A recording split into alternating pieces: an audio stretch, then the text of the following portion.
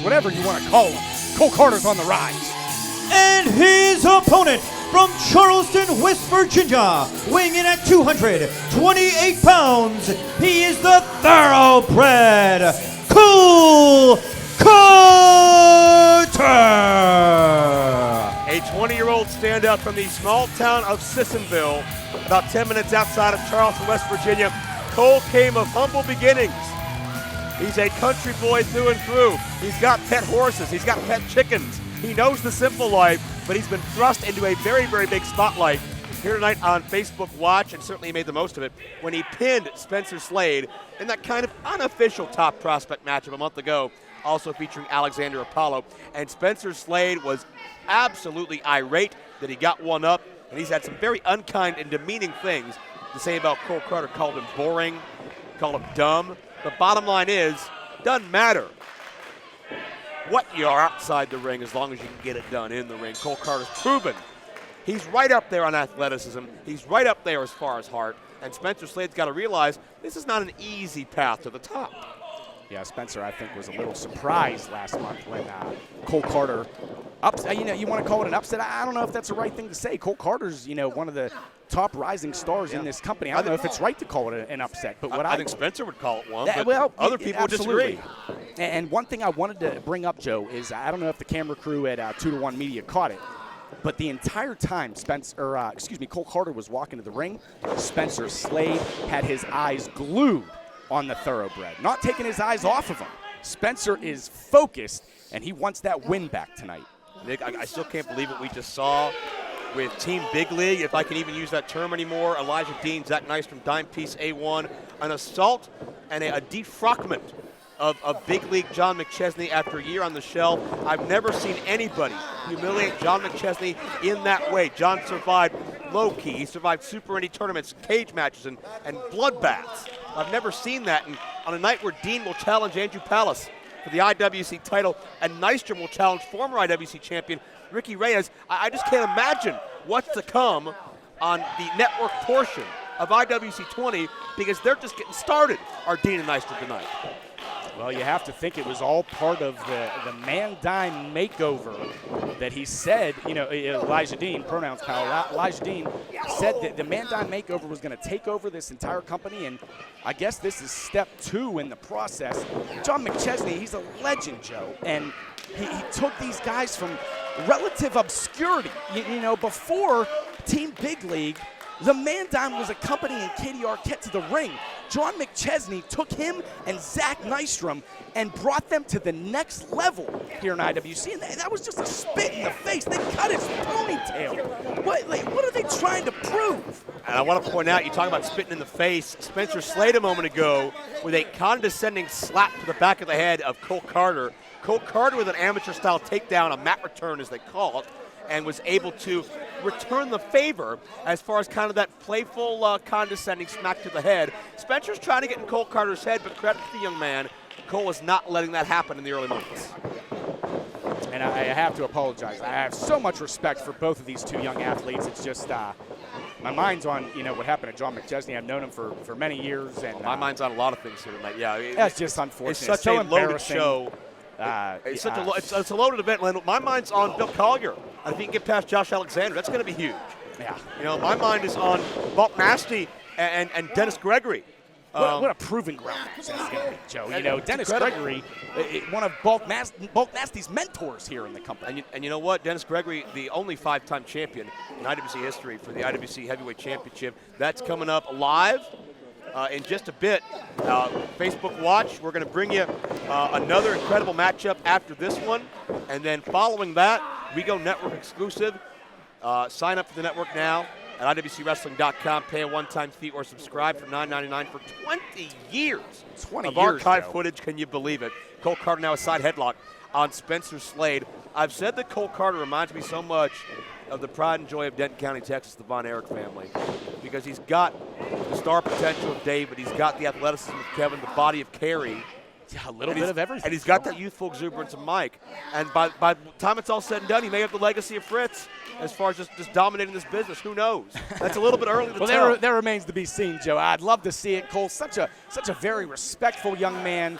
He loves this business. But here's the bottom line, Lendl. Both men are wise beyond their years. And there's parallels to draw here to the likes of, say, DJZ and Gorey, and say, Wardlow and Britt Baker when they made their debuts. I think much in that same vein, we've seen these men sleeper attempt here by Spencer. Cole goes for a cover. This is a submission matchup. There are no pinfalls here. Instinctively, Cole will go for a cover. It's what he knows, but now a submission. And even though, Joe, that was the wrong move to apply, there's no pins in this match, that is a sign of a veteran instinct from Cole Karter. Hitting a big move like that, going for the pin cover, that's something a veteran would do. That's in-ring instinct. And even though this match is a submission match, he might have forgotten that in the moment, but you're knowing that Cole Karter is learning.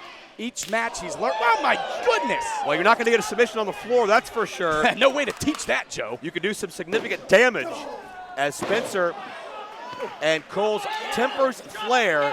And you know what it's like, whether you were young and you wanted your parents' attention over your brothers and sisters, or you wanted the teacher's attention over your classmates. Everybody wants to rise above and be that one person everybody's got their eye on, the star student, the star prospect. Everybody's favorite. And Cole and Spencer are neck and neck. The bottom line here, Lendl, the submission match stipulation heavily puts the ball in the court of Spencer Slade as being an odds-on favorite. Well, you know what, Joe? I go to an interview with Ken Shamrock from a number of years ago. And the interviewer, asked Ken Shamrock, what do you prefer? As far as the UFC and his MMA fights, what do you prefer? Do you prefer a knockout or a submission win? And Ken Shamrock said, I prefer a submission win because when I knock somebody out, they have no choice but to go out. I'm the winner. When I make somebody tap out, it's their choice to tap out. I didn't let them have any other opportunity. They had to quit. And I think that's what's going to go on here tonight. The winner of this match is going to feel some unprecedented pride over the other because these two have been neck and neck. They're trying to one-up each other these past few months here in IWC. Nice rotation on that power slam, and Karter with those heavy forearm shots. I don't know that Cole has specialized any kind of submissions. We've seen Spencer use a couple of them, most notoriously that ankle lock submission that Ken Shamrock once famously used. So we'll see if that comes into a play here. Neither man have had a chance to really wear down a body part at any point, but certainly that's got to be something to keep in mind as the matchup progresses. Cole shows that incredible agility, but Spencer up with a foot. Spencer always looking for that ankle lock, the Olympic slam.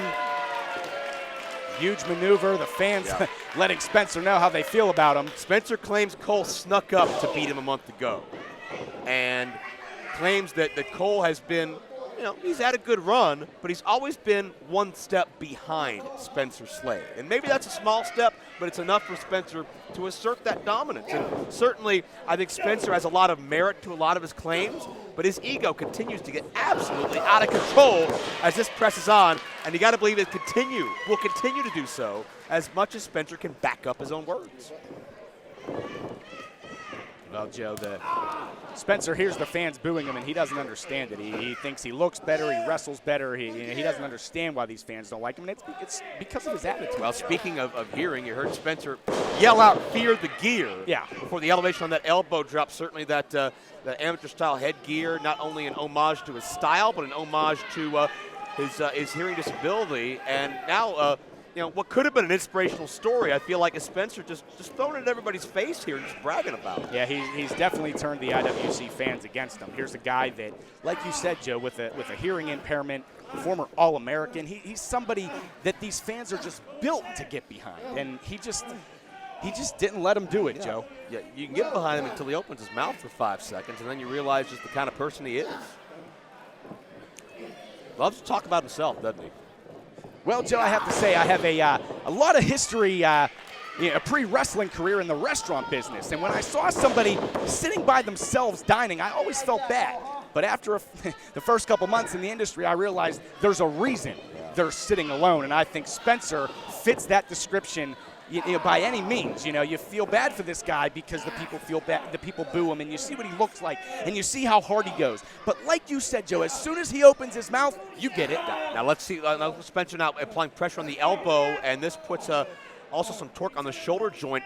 The arm is kind of crimped around the neck of Cole Karter, and Spencer's leaning down with his upper body weight just to try to stretch and disfigure the upper body of Cole Karter, who breaks free and starts firing away with right hands. Cole Karter gaining some momentum, Joe, but like you said, he doesn't have a history of using submission maneuvers. As Spencer just spears him right into the corner, and a huge belly-to-belly throw by the 2020 Pittsburgh Pro Wrestling Classic Trophy winner, Spencer Slade. My goodness. Karter lands halfway across the ring, and Spencer Slade, is somebody who can switch directions and switch the tempo so quickly. And you raise a very good point about Cole Karter. I think it's going to be the underlying story of this matchup. But bottom line, if I'm Cole Karter, you take it one step at a time. You can't get ahead of yourself, because before Karter can think about a submission, he's got to get Spencer in a position for a submission. And Spencer is over top of Cole right now. These fans starting to rally. And Cole looking to fight free, but Spencer, once again, just shutting him down. We've seen Cole in some incredible matchups against the likes of Bill Collier and Chris LaRusso. Incredible vertical leap on that drop kick. But what about Spencer Slade and his recent challenge of Brian Pillman Jr., the then Super Indy champion? So these men have stepped up in a big way in the past number of months. Especially post-lockdown, Joe. When IWC returned summer of 2020, these were two of the guys that came out from Jumpstart and said, we're going to make a name for ourselves. And what I want to bring up, Joe, is something that I've noticed. I mentioned earlier in the matchup, Spencer loves to go for that ankle lock. But it seems as early in the match as we are, Spencer's been trying to wear down the upper body of Cole Karter, which is a little bit unusual. But maybe Spencer... Oh, what a clothesline. Beautiful clothesline, like you said, Joe. Explosive contact by Karter. Maybe Spencer has a plan B. It very well could be. Spencer has come in with a game plan, you got to believe. The Blue Thunder bomb, trapped and a cross arm breaker. And that's the fire from Cole Karter. We mentioned he's not very versed in submissions, but he was able to grab that arm. Spencer's reaching for the counter. If Spencer can clasp his hands together to prevent the arm from being extended, and now Spencer over top of Cole. Well, now Cole counters and drives Spencer back down. Both men are jostling for leverage here, and Spencer's got those fingers clasped. And if I'm IWC owner Justin Plummer and I'm watching this match in the back, he's got it now. I have to be a little nervous for two of the brightest stars in this company, now, because Karter needs to cross his legs and apply pressure there. He had good ring positioning, but notice Spencer was able to get on top of Cole and mount him and use the right hands to break. Yeah, that upper body strength. And again, that's a rookie mistake from somebody that does not specialize in submission wrestling. And what I was saying, Joe, is if I'm Justin Plummer, I'm worried, because I don't think either of these guys want to submit. I think it's going to take a broken bone or the referee stopping this match to get a victor. I can't see Cole Karter, and after everything he said, especially Spencer Slade, submitting. After everything look at the explosion by Cole here. Now, the ref can't stop it for, a TKO or, whatever you want to call it. This is a submission match. Can't stop it for knocking out your opponent via strikes. And, a German suplex. Cole landed high and tight. Right on the neck. Is motionless now. Spencer the opportunity to follow through in a matchup that you gotta believe will set a big tone for both these men as far as who that star student, that star standout is in IWC's younger rookies. Another thing that stands out to me, Joe, a few minutes ago we saw AEW superstars, IWC alumni, Wardlow, Britt Baker. They mentioned that Tony Khan, the owner of AEW, is watching this event tonight looking for, what a maneuver. A side DDT, but does Karter have enough to follow through? That's a great point, Lendl, though. Both these men, you got to think, are on the radar. Britt Baker and Wardlow will choose one member of the IWC roster to travel to Jacksonville at Daly's Place to have 500,000 people watch them on AEW Dark on an upcoming Tuesday night, and there's so many good candidates, and we're going to find out later tonight on the network as part of IWC 20 who they're going to choose. Joe, could you imagine if Spencer Slade gets a match on AEW Dark? We will never hear the end of that. Sleeper hold. Well, it could go dark for Cole Karter here if Spencer can clasp this in full. Well, if Spencer Slade puts Cole Karter to sleep, there's no other choice for the referee to stop the match, whether Cole taps out or not. Cole slips underneath. And Spencer side Russian leg sweep. And into a submission again. Yeah. What is this, Joe? He has the arms back, wrenching on the neck. Lendl, I think that was plan B. We talked about it. arms are trapped. Again, the upper body. You can look at the torque on the shoulders and on the neck, and the neck's being stretched forward. This puts pressure on that entire area of the body Spencer was working on. Cole can roll forward and trap the shoulders as a counter, but a pinfall won't break it automatically like it normally would. But Cole gets to the ropes. And so much riding on the victory in this match, Joe, but the IWC locker room, the hunger for competition is unmatched in independent wrestling. You would think maybe the winner of this match would be on top to get a future opportunity at the Super Indie Championship. But what about that fatal four-way match we just saw? 4 top Super Indie contenders going at it. The Sky Prince Anthony Young getting the victory. Who's to say the winner of this match goes above Anthony Young in contention for that championship? The wrist tape is coming off on Spencer. He is exposing